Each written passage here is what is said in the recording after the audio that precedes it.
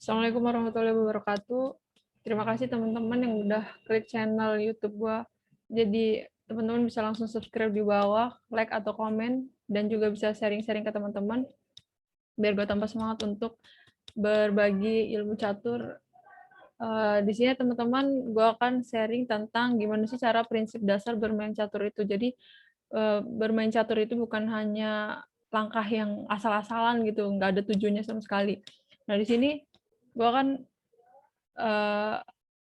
berikan beberapa prinsip dasar bermain catur.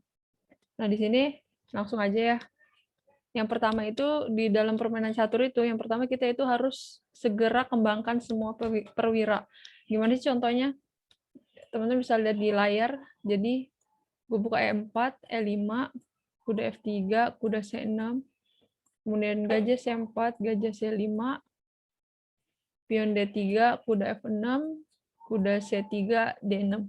Nah, di sini teman-teman bisa lihat bahwa perwira-perwira yang ada di bawah seperti kuda, gajah sudah dikembangkan gitu semua perwiranya karena memang di dalam permainan catur itu sebaik mungkin di dalam pembukaan itu perwira-perwira yang masih di bawah itu harus dikembangkan gitu karena memang harus menyusun strategi untuk menyerang buah lawan kan. Kemudian di sini dari putih dan hitam juga mempersiapkan untuk mengamankan raja. Karena pentingnya untuk mengamankan raja itu supaya lawan kita itu sulit untuk diserang gitu. Dan masing-masing permainan butuh waktu dalam penyerangannya gitu. Nah, jadi tujuan utama itu dalam pembukaan itu harus mengembangkan perwira sesegera mungkin gitu. Karena siapa yang dulu menyelesaikan pengembangan awal, dia itu akan memperoleh keuntungan inisiatif. Kemudian selanjutnya, prinsip dasar dalam bermain catur di sini, kembangkan terlebih dahulu kuda sebelum gajah. Kenapa sih kuda terlebih dahulu? Jadi, seperti gue contohin di sini,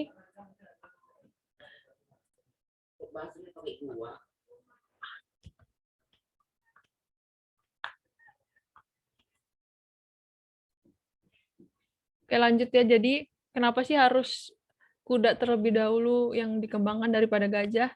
Karena nih, kuda ini hanya sedikit, maksudnya dalam mengendalikan beberapa petak aja gitu, kecuali gajah. Kenapa? Karena gajah tembakannya tuh sangat jauh gitu, seperti kuda di sini hanya mengendalikan petak seperti D5, kemudian B5, dan A4. Sedangkan gajah di F1 ini terlihat bisa sampai ke A6 gitu. Jadi itu kenapa kuda harus dikembangkan terlebih dahulu daripada gajah. Karena memang kuda ini memerlukan waktu yang lebih lama untuk mencapai daerah lawan. Jadi sebaik mungkin dikembangkan kuda daripada gajah. Kemudian yang berikutnya, teman-teman jangan memindahkan 2 kali buah yang sama selama pembukaan, karena bisa dibilang di sini buang tempo. Jadi seperti contohnya kuda F3, kemudian DC6, gajah B5. Nah, di sini langkah hitam kuda B4. Nah, di sini terlihat bahwa memindahkan 2 kali buah ini membuang waktu gitu dan merugikan inisiatif. Kita bahkan seharusnya bisa saja mengeluarkan kuda F6 gitu kan, atau gajah C5 di sini dikeluarkan. Jadi kita berusaha untuk mengembangkan perwira yang prinsip dasar awal seperti yang mengembangkan perwira terlebih dahulu daripada membuang-buang waktu untuk menjalankan perwira yang sama. Karena memang dari kuda C6 kemudian kuda B4 ini masih belum tahu tujuannya seperti apa gitu. Jadi jangan buru-buru dalam memindahkan 2 kali buah yang sama selama pembukaan. Kemudian selanjutnya jangan membuat langkah yang tak perlu gitu sama di pembukaan. Seperti contoh seperti ini, E4, C5, dan langkah H3. Ini H3 ini. Kenapa? Karena di sini langkah H3 ini prospeknya belum melakukan pengembangan perwira gitu, karena kan di sini pembukaan memang harus pengembangan perwira. Jadi teman-teman, H3 ini belum diperlukan dalam hal dijalankan gitu, karena walaupun dia H3 sebetulnya kalau misalkan dia pion D6, misalnya dia kuda F3, pion D6, nah di sini baru teman-teman bisa menjalankan H3 karena hitam bisa saja mengancam gajah G4 ini baru diperlukan dalam mencegah serangan lawan gitu. Tapi ketika posisi seperti ini, H3 ini belum diperlukan. Jadi lebih baik teman-teman mengembangkan perwira terlebih dahulu, seperti melakukan kuda atau mengeluarkan kuda, C3, kemudian menyusun gajah C4, dan nanti bisa rokade terlebih dahulu. Nah, selanjutnya, di sini jangan sekak jika tidak perlu gitu. Jadi, ketika misalkan D4, kemudian kuda F6, kemudian E4, kemudian D5 dijawab dengan kuda C3, dia E6, pukul.